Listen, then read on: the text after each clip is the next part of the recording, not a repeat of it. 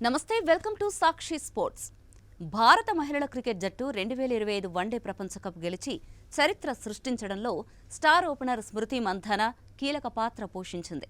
ఈ టోర్నీలో భారత్ తరపున అత్యధిక పరుగులు చేసిన బ్యాటర్గా ఓవరాల్గా రెండో స్థానంలో నిలిచింది. ఫైనల్లో దక్షిణాఫ్రికాపై అద్భుత ప్రదర్శనతో జట్టుకు తొలి వన్డే ప్రపంచ కప్ టైటిల్ను అందించింది. ఈ చారిత్రక విజయంతో స్మృతితో పాటు ఇతర క్రీడాకారులపై ప్రశంసలతో పాటు కాసుల వర్షం కురుస్తోంది. విజేతగా నిలిచిన భారత్ జట్టుకు ప్రైజ్ మనీ రూపంలో 40 కోట్లు లభించగా బీసీసీఐ అదనంగా 51 కోట్ల బోనస్ను ప్రకటించింది. ఈ మొత్తాన్ని జట్టులోని క్రీడాకారులందరికీ పంచనున్నారు. ఈ నేపథ్యంలో ఇప్పటికే అత్యధికంగా సంపాదిస్తున్న క్రీడాకారులలో ఒకరిగా ఉన్న స్మృతి మంధాన ఆదాయం, ఆస్తుల వివరాలు ఆసక్తికరంగా మారాయి. స్మృతి మంధానకు పలు మార్గాల నుంచి భారీగా ఆదాయం వస్తోంది. పురుష క్రికెటర్స్తో సమానంగా మ్యాచ్ ఫీజులను బీసీసీఐ మహిళా క్రికెటర్స్కు అందిస్తోంది. దీని ప్రకారం స్మృతి ఒక టెస్ట్ మ్యాచ్కు 15 లక్షలు, వన్డేకు 6 లక్షలు, టీ20 మ్యాచ్కు 6 లక్షలు అందుకుంటోంది. దీనికి తోడు BCCI grade A central contract కింద ఏటా 50 లక్షల జీతం పొందుతోంది.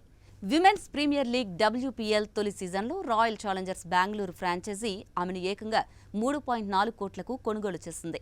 దీంతో ఆమె ప్రపంచంలోనే అత్యధిక పారితోషికం తీసుకుంటున్న మహిళా క్రికెటర్స్లో ఒకరిగా నిలిచింది. క్రికెట్ ఫీల్డ్లోనే కాకుండా బ్రాండ్ ఎండార్స్మెంట్ల ద్వారా కూడా స్మృతి భారీగా ఆర్జిస్తోంది. Hyundai, Hero MotoCorp, Red Bull, Nike, MasterCard, Bata, power, Gulf oil వంటి అనేక ప్రఖ్యాత బ్రాండ్లకు ఈమె ప్రచారకర్తగా వ్యవహరిస్తున్నారు. ఒక్కో బ్రాండు ఒప్పందానికి 75 లక్షల నుంచి 1.5 కోటి వరకు వసూలు చేస్తున్నట్లు నివేదికలు చెబుతున్నాయి. మహారాష్ట్రలోని సాంగ్లీలో స్మృతికి జిమ్, హోమ్ థియేటర్ వంటి సదుపాయాలతో కూడిన విలాసవంతమైన ఇల్లుంది. ముంబై, ఢిల్లీలో కూడా ఆస్తులున్నట్లు సమాచారం. అంతేకాకుండా ఈమె SM18 స్పోర్ట్స్ కేఫ్ పేరుతో ఓ రెస్టారెంట్ను కూడా నడుపుతోంది. ఆమె వద్ద సుమారు 70 లక్షల విలువైన రేంజ్ రోవర్ ఎవోక్ కారు ఉంది.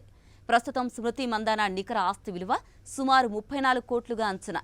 తాజాగా ప్రపంచ కప్ విజయంతో ఆమె బ్రాండ్ వాల్యూ, ఆదాయం మరింత పెరగడం ఖాయమని మార్కెట్ వర్గాలు భావిస్తున్నాయి. సాక్షి టీవీ ప్రసారాలను నిలిపివేయడం చట్టరీత్యా నేరం. సాక్షి టీవీ ప్రసారాల కోసం మీ స్థానిక కేబుల్ ఆపరేటర్ని వెంటనే సంప్రదించండి. DTHలో, ఇంటర్నెట్లో కూడా సాక్షి టీవీ ప్రసారాలను వీక్షించవచ్చు.